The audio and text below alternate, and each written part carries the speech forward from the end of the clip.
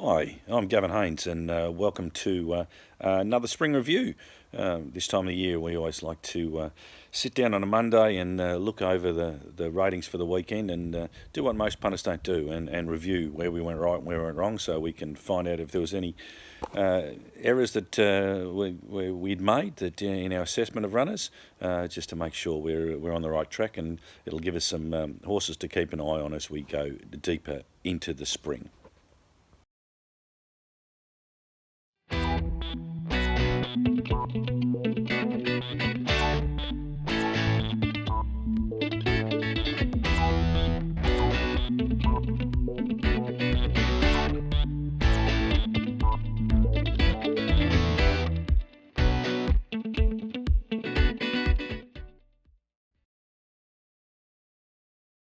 And welcome to the review of Caulfield Racing, 22nd of the 9th. It's Rupert Clarke Stakes Day, and we kick off with a 3-year-old open handicap over the 1,500 metres. There really wasn't much in this race ratings-wise. There was 7 of the 9 seeing the mile for the first up. They're all lightly raced 3-year-olds. Seb Road has a touch of class, but it was awful in the Champagne over the mile. The only runner that had seen the mile was Thunderdome. But if we we just have a look at our predicted ratings here, 82s and 85s. As John Hawkes once said, a racehorse isn't a racehorse till it wins its Class 3. This was really a pretty scrappy bunch, and I certainly wasn't looking to get involved. The winner was Extra Brute, and he had the 2 starts, jumping from maiden to 3-year-old company. Good old Darren Weir at his magic again. Look, the race only rated 86. Sectional rating of Extra Brute, the winner, was actually pretty good. Came in 22.4. That sectional rating of 99 for it in beating Thunderdome, who was 86.96. Third was 3.6 lengths back, and Fighting Fury, our top pick, very disappointing. 60.81 and Separate 56.71. But look, there's not really much going on in that race, and I don't think any of these will be going too much further in the spring. But then again, they're all lightly raced types. It's only start 3 for Extra Brute, and it was a bit of a jump, and 22.4 is pretty solid. So, obviously all constant improvement, but certainly needs to be competitive in the big races this time of year. You've got to be pushing.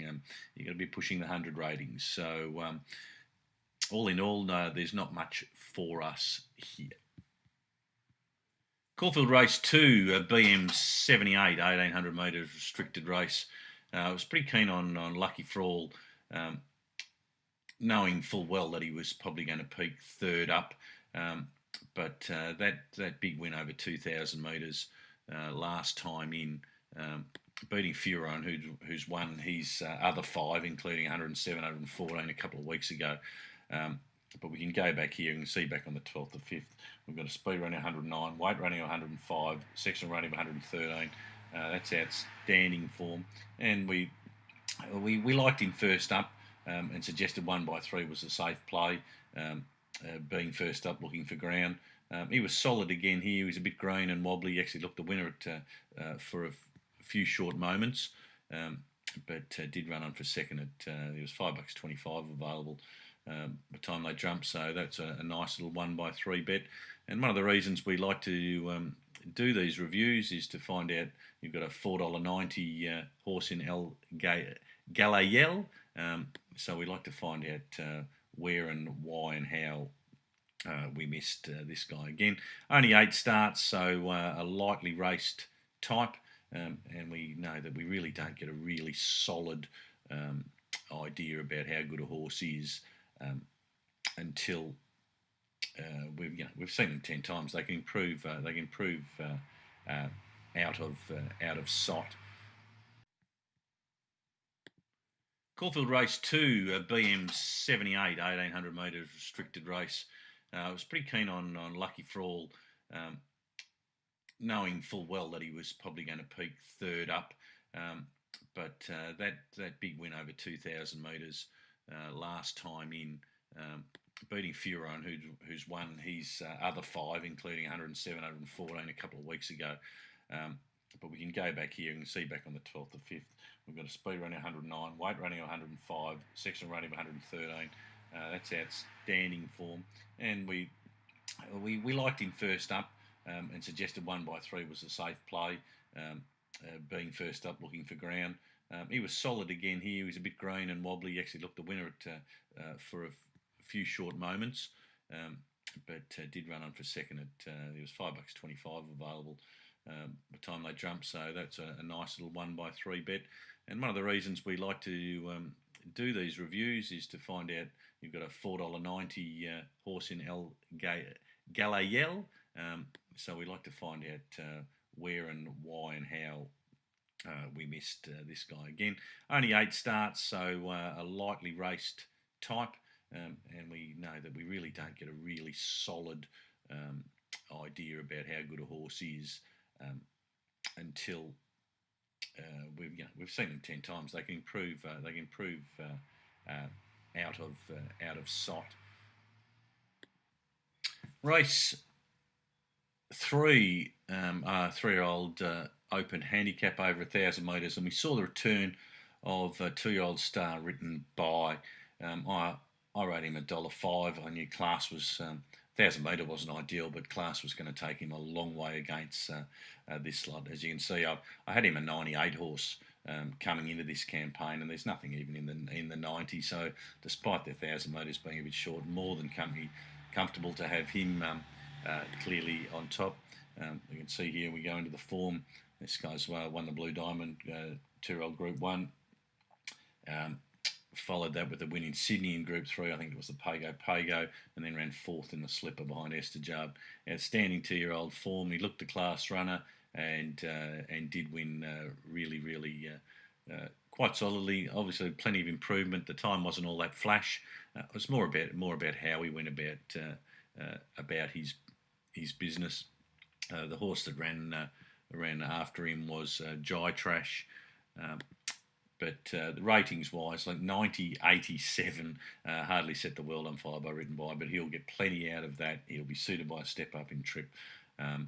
Jai Trash, 89, 93. He's 22.2 as the fastest home, but again, not the slickest of. And we had him an 87 horse going in, so 89, 92, a slight improvement, but again, you're going to need to do more than that 3-year-old open to come here this time of year.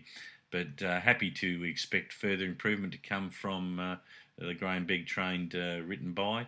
He looks a pretty promising type, and he'll certainly get plenty out of this. Race 4, restricted mares race, BM90 for the mares. And I thought David Haynes held the key here. We had Shakora, who was second up, who according to David had been set for this, and Tulip, who we've dodged time and time again. She's constantly contested black type, and here she is in the grade that she's at the top end of restricted grade. Come Wednesday night or Thursday morning when I put the markets up, didn't think we were any chance of getting on Tulip. $3.80 then, but $5.90 by the time they jumped, and she had a cosy trip, peaked third up, and got the chocolates at $5.90. So that was a bit of a pleasant surprise. Her 94.101 in that event. Has her at a 96 horse going in, so she might get marked up a point or so for that. I thought Shakora, who I was expecting to find best, second up, certainly was most disappointing for finishing near the tail of the field. Shoko 93, 97, Mamselle Test 90, 99. There's Shakora, finished 4th, beaten 2.1, 86.95. So the 95 sectionals suggest continued improvement. So we won't give up on her yet. Lady Flanders 85.93. Certainly the clear best ratings from the race were the winner. Home in 22.6. The fastest home was actually Mamselle Tess in 22.5. So yeah, look, we had to be patient and wait, but we certainly found Tulip as an overlay, and her numbers backed up our thoughts about her. I thought Soho Ruby might improve second up. She really does want a mile, so we won't write her off just yet. And you can have a look. Istria was in the burn file, 92 horse that did no good. So that was a nice little bullet dodged. But look, Tulips, she can probably step into Group 3 company. But as I've thought all along, I don't think she is as good as everybody thinks. But she certainly has got a touch of class against the restricted class mares. Race 5, Caulfield 1100 metre open class event, and as I did say in my comment, all in all, I was happy to watch and learn in this. I think I had it $7 the field, 6-1 the field with Eduardo and YPO equal on top. YPO was a little bit unders. Eduardo was overs, was bold on speed and ran second. I estimated 98. For both those runners. Eduardo was 102.87. They're pretty slow home. The overall time the race was pretty quick, but a bit of a neg split. 102.87 for Eduardo, but no wonder to see him wilt a little late. Spending to win, I think I rated spending to win around the $12 mark, and we can see here a 97 horse. Going in. Now, if we have a look at I rate him $14.70, and we've got the little feature here where we can click on the fluctuations, and we can scroll down to spending to win, and we can see when my markets went up that he was $16. And that was he was all the way back into $9.50 before easing a little late. So there's plenty of money for the team Snowden train. And again, it's proven time and time again. Those who get my markets early and bet early always get the best of it. Eduardo, I said 102.87. The fastest home by space was Bonds Away, 98.95. Was pretty solid from that galloper. We'll just go and have a look. There was plenty of a spruik about him. I had him at $22. First up, I doubted him first up, and but that was a nice tidy. Effort.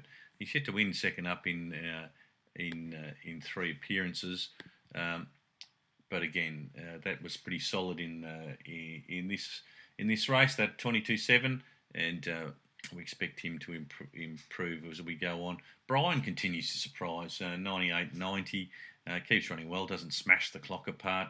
But it's those there's some the sectional sort of fade away a bit in this race, and I like horses that show gate speed and fight on while others around them weaken, and that's Eduardo, and that was only start 3, 2 wins before today. I think out of this race, I think he's a galloper with a little bit of future prospect for us. Race 6, 3-year-old listed fillies, a little bit of black type, 1400 metres, and I always get concerned when you have a number of runners coming through the same race, and they form the top 2 or 3 in your market. It just sends alarm bells off for me. And we had assertive player Jana and Regine Crone all coming through the Atlantic Jewel, and they were my top 4, which was a little bit of a concern. And I really expected assertive play would hit the line super for 4th first up. I was really expecting something from it. And Jana had worked from back in that race. I was really expecting some improvement of these, and they were just nowhere to be seen, which was really quite surprising. Jana 73.73, assertive play 66.71.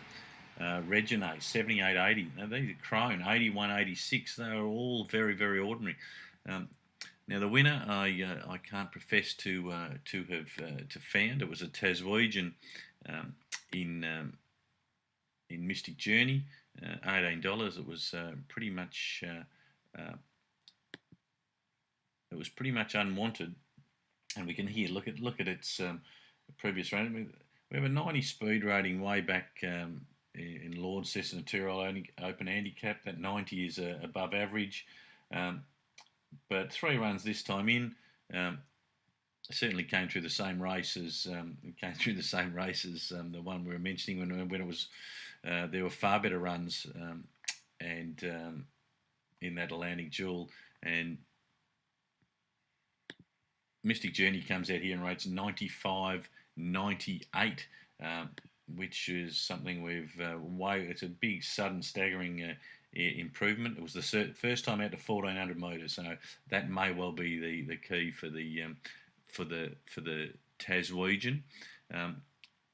Lightly raced type. That's 8 starts for 5 wins now, so you really can't do much more than that. And it'll with those numbers maybe a little progressive, but my main thing to come out of this race is the disappointing runs of as I said, assertive play, Jana, Regina, etc., etc. Do they all run flat? Is that form line, queryable? Yet Mystic Journey came out of it, so there's more questions raised out of this than answered. But that's often the case. That's often the case with fillies. Race 7, the Group 3 over 2,000 metres. We liked Night's Watch here. We dodged him last start. Went up to Wait for Age, and I thought he had a bit against him, and he got beat, but he still did run really well. But back into Group 3 company. I've got him as a 104 horse, another Darren Weir trained runner, and he came home hard to score and scored pretty impressively, beating Rising Red and Odeon. Now, Night's Watch in this was certainly the day's best. We've got 101 with a sectional rating of 113. Now, that's the only 110 plus sectional of the day. Got up right on the line, but that would suggest that there might be a little bit more improvement to come. This guy is taking all the right steps and going the right direction, and he's hard fit now, and he's going to be competitive in anything that he puts his mind to. Now we look at Rising Red, who finished second. Let's have a look and see. Item 98 horse, I him 6 points off the top. He was $17 and unders as he was second up. Now he finished last campaign with a 2200 Group 3 win up in Doomben, and 102 was his best. We can go right back to got early of last year when he got sectional ratings of 107. A 5-year-old that's obviously had a couple of little issues, but has ability and right. And I thought that was a pretty good effort second up from him, as he is really looking for further ground. The interesting runner I thought was Sir Charles Road. Now this guy was third up. He's a Kiwi. 2 runs over there. Carried 60.5 to win second up in an open handicap over there. But if you have a look at some of his ratings here back in the autumn at Randwick, look at those staying Group 2, Group 1, 26, 32, 100 metres into the Sydney Cup, 117, 125, 111, 108. This guy can stay, this Kiwi, and worth noting that he ran 4th here, only 1.8 lengths off Night Watch, 94, 103. I thought that was pretty solid. Home in 23.2. Night's Watch home in 22.7 was clearly the best. Odeon 99, 107 was also pretty damn good. I know a client of mine was a bit of a rap for it going in on the weekend. We rated at $8.40, and it was $10. 101 horse going in, so 99,107 puts him right in his wheelhouse. Ventura Storm 89.97, Venga Mask 88.100. A little bit disappointing. Mighty Boss has done nothing after that Guineas win 92.102. But look, there's and Mega Blast there ran fifth. That was our second run for Darren Weir 93.104. He can continue to improve, but this all in all, this will be a pretty strong form reference going forward. Race 8, the Sir Rupert Clarke, the Group 1, 1,400 metres, and a little bit of value. It's always a funny race, Rupert Clarke being a handicap, and you've got genuine like horses like Home on the Brave who can run time carrying weight, but they get into these handicaps, and there's so many horses that just that plummet down to the 51s, 52s, 53s that make it hard. For the the genuine, what I'd call the weight for age types in these handicap conditions. Now the winner of the race was Jungle Cat. Now this guy's a Japanese import. I guesstimated 102 for him.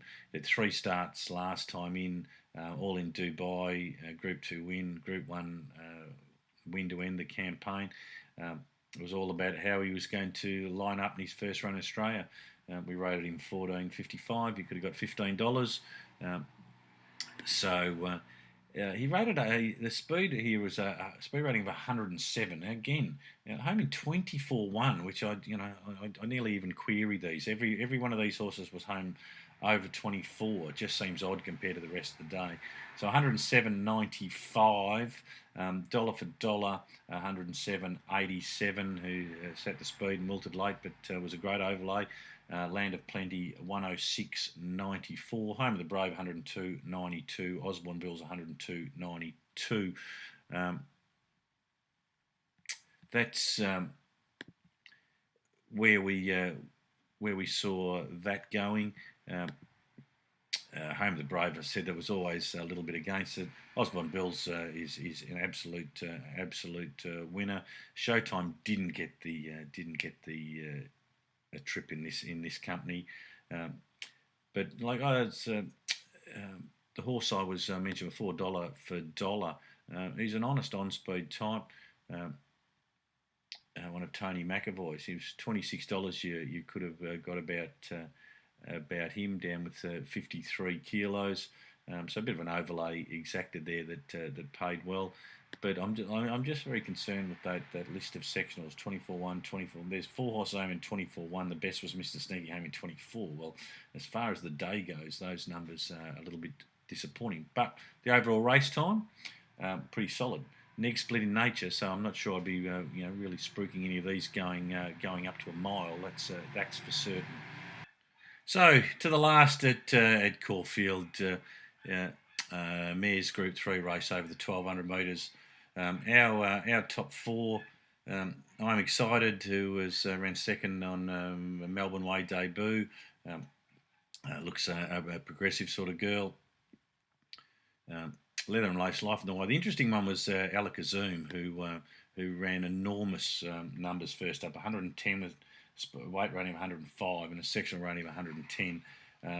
Had bounce written all over it, and I'd sort of marked it a little bit harshly accordingly, and it did certainly bounce numbers wise, 96, 99, still a good bold second. I'm really looking forward to seeing her third up. I think she's had some issues, and I think David Hayes has found the key to her. The winner was Winter Bride, and it all comes down to when you bought Horsetorque as to whether I was a genius or an idiot. This Queenslander for Toby Edmonds had won 3 of 4 this time in. It was about 7 weeks fresh. It's won 6 from 14 overall going into this. Shown plenty as a 3-year-old, and obviously over a spell, plenty of chance to improve. Now the interesting thing here, we look at our fluctuations button, and again it's the importance of shopping shopping early. Rated 933. Now it's in the burn file, as you can see in the end, with a starting price of 550. But $13 when I put my markets up. 11s, 10s, slowly in. Money just trickled all the way in to jump $13 into 550. So again, overlay early on, money came. So all the more reason to get in early. Use all our tools, find out who the overlays are, and where the best place to bet is. I can do no more than guide you in the right directions. Platinum Angel in this 95, 98. I'm excited. It was a little disappointing late, 92.90. Leather and Lace 91.92. Creativity disappointing 87.87. I think she may well have had enough. But look, Winter Bride, progressive type. Alakazum's had some issues. She's a mare. She's a mare on the up. Let's just have a quick look at Platinum Angel. A bit of a roughie, $56 in my book. 95. I really wasn't expecting. I really wasn't expecting much first up, and that 95 was really as good as I have him, and they're 95, 98, spot on the money. So there we go. That's it for Caulfield. We head to Moonee Valley Friday night for Group 1 racing. It's Melbourne Grand Final day on Saturday, so we'll be racing at Mornington. But don't forget, Sydney's Randwick is just full of black type. There's 3 Group 1s, I think, 3 Group 2s. And then the main Melbourne week meeting this week will be Caulfield on Sunday for the Underwood Stakes. Till next time.